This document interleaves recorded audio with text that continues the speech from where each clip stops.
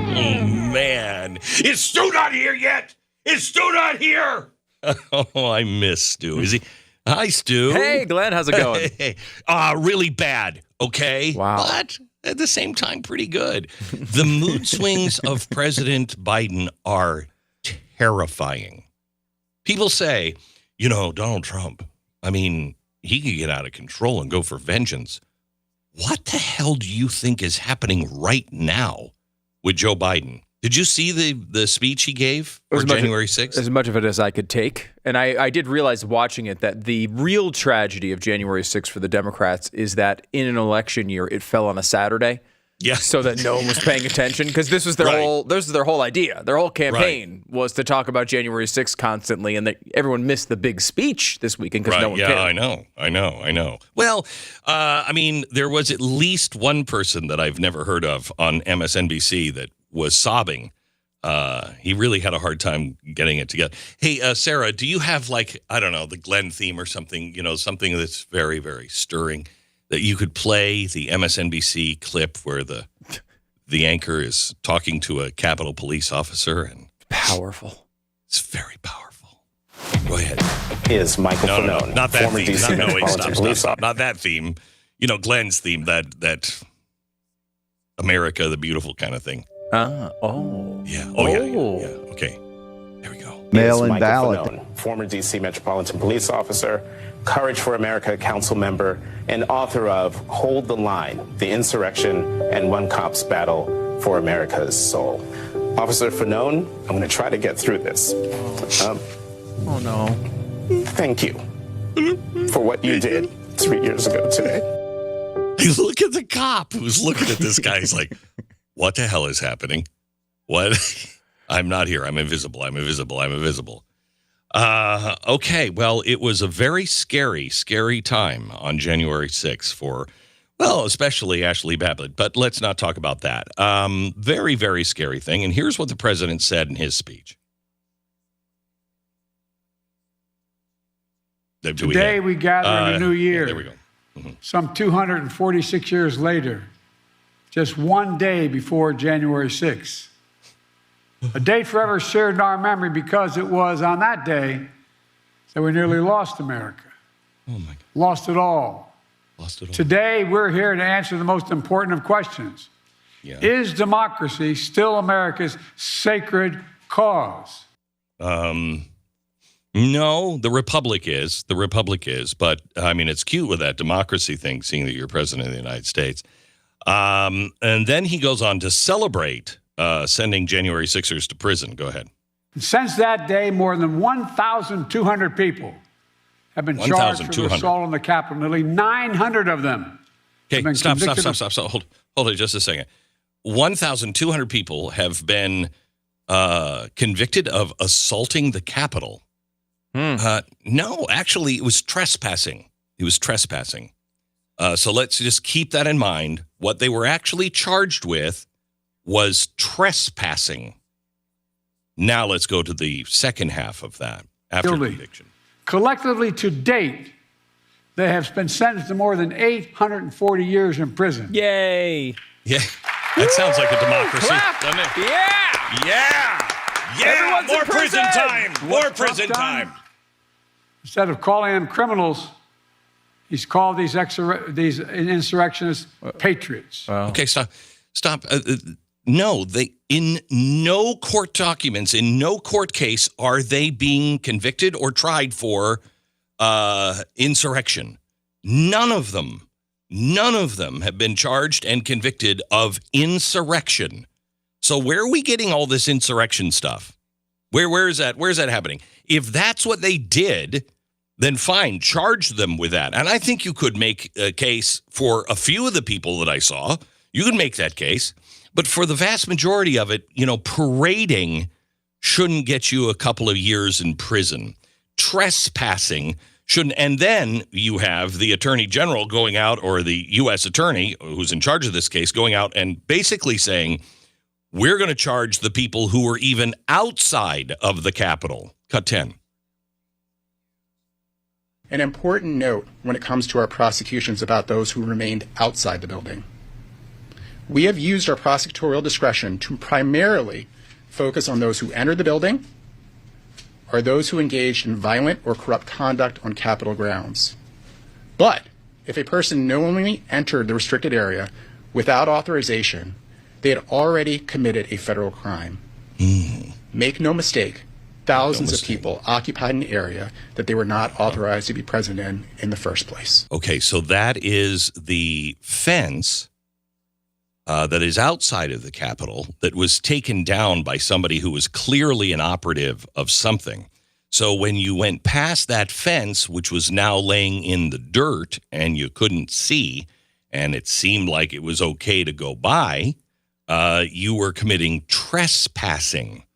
You were outside, you weren't doing anything, but you were standing there. You're now, and so they're going to go after, they're actually going after more people as the polling on this gets worse and worse and worse.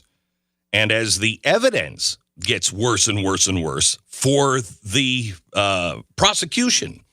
When you start to see the tapes, I don't know, did you see what Lara Logan did on her show? Did you see this? Really, really credible work from Lara Logan on this. You see it, Pat or Stu? I did not see anything from Lara Logan, no. Oh, my gosh. Lara is talking to this. She just released it, I think, on Saturday. She's talking to this woman I've never heard of, and she was beaten and clubbed, billy clubbed, by 3 cops, police officers from the Capitol Police in a hallway of the Capitol. And she's not doing anything. She's trapped in the crowd, and these 3 police officers target her and beat her in the head. One of the police officers takes a closed fist and hits her repeatedly 5 times in the head. Then she's thrown head first into a stone wall. She doesn't even remember any of this because the beating was so bad. Then they start beating her with billy clubs and stabbing her with billy clubs. She's not doing anything. It's a horror show, an absolute horror show. The whole thing is misleading, too, which is amazing. I mean, the 2 things they wanted to get done after the January 6th situation was, one, call it January 6th, so there'd be this anniversary every year. They could come out and have these speeches and have like a September 11th annual event where they could talk about the horrible tragedy that went on. And secondarily, they wanted to use the word insurrection. We talked about this at the very beginning. They used that word immediately, knowing that they would later on use it to take Donald Trump off of the ballot and try to make him so very well planned and pushed. It's like when people during COVID immediately, all of them together started saying, it's like we need a great reset.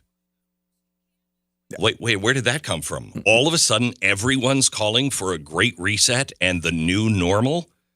That's weird. Where did that come from? Same thing happened with insurrection. And that insurrection word is crucial to the Constitution. Crucial. Yeah, that's why they're taking him off these ballots in these states.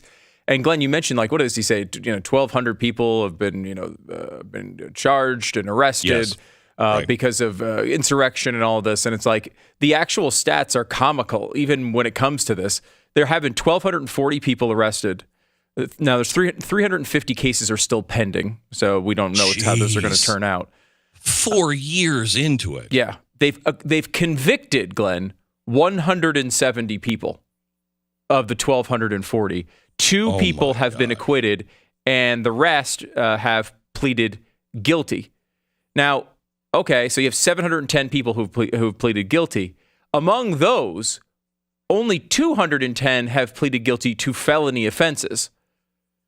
So you have people, about 450 of them were sentenced to periods of incarceration, ranging from a handful of days to more than 20 years. So when you look at it more specifically here, you have, as you pointed out, there are some people in this crowd that were not really just in the crowd, right? They really did have ill intent, and there's some evidence that some of them did some really bad things. But generally speaking, a lot of these people are just in the area, maybe broke a rule, broke a law, and maybe deserve a slap on the wrist, some of them. But generally speaking, you're talking about minor offenses that they pleaded guilty to without even a trial, and then also went to a place where they're not even going to prison. These are such minor offenses that they might be a fine or probation. Look, that doesn't mean it's nothing. I'm not saying it is. We're not trying to downplay what happened on the day.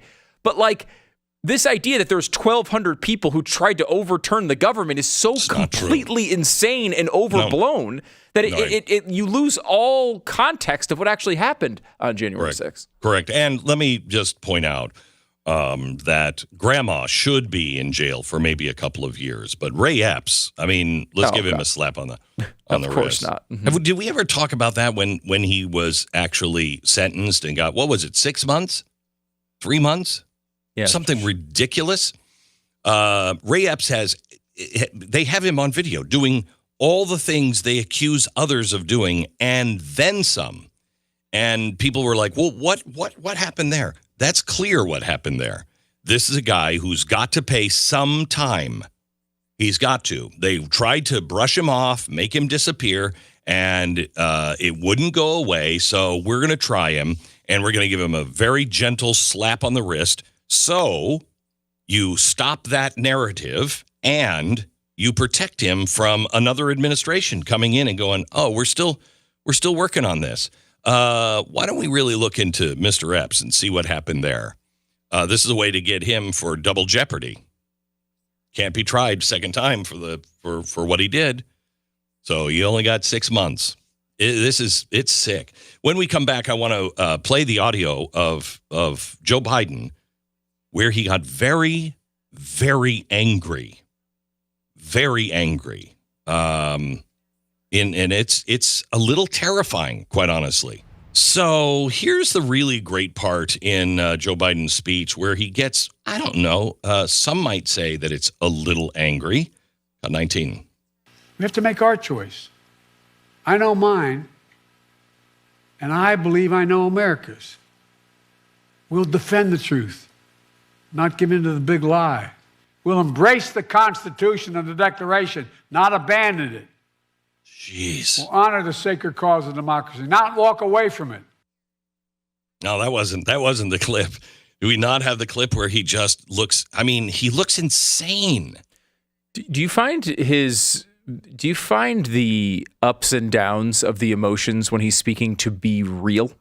Yes, I do. You do? I do. Okay. Mm-hmm. I'm not sure. I'm a little torn on it. I feel like at times he's forcing it because he's trying to be some sort of he's trying to like capture the energy and I don't know. Maybe he's trying to show the emotion of that moment. I find it the clip I saw this weekend where he was just squinting and angry was terrifying because I felt maybe he is just acting, but it was unhinged. Absolutely unhinged. And I don't know. That's what happens to people with, senility. They have wild mood swings and get very, very angry. And didn't like it. Didn't like it at all. Now, here he is after the speech. He leaves the stage. Cut 20, please. Okay. Wow. All right. Jill comes out and grabs his hand because he's staring like a deer in headlights, and she grabs his hand and walks around the corner. She's just escorting him out. As soon as they get around the corner, she drops his hand, but he dawdles off like he's a toddler. Is it possible he was just walking away from the Coldplay song? Is that a possibility? It could. No, that's a very good possibility. Mm-hmm. Yeah, right. Cut 21. Here he is at the helicopter.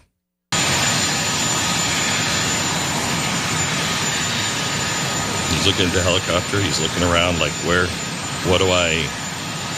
my toys? Where am I? Is anybody in the helicopter? I don't know. He's walking back now. Hey, do you know where I'm supposed to go?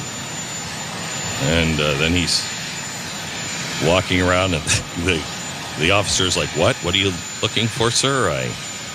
I was wondering if I left my shoe. Did I leave my shoe in the car? I don't know where. Hey, pizza. Pizza. The secret word is pizza. I for one, am stunned they didn't tell him that the Secretary of Defense was in the hospital. I was shocked. Oh, no. I mean, yeah. Oh, yeah, wow. I'd be shocked if they told him because it would lead me to believe he was actually running the country. The question is, did they notify Barack Obama? Right. As long as they were notified Barack Obama, then we're fine. We're fine. It's not out of control.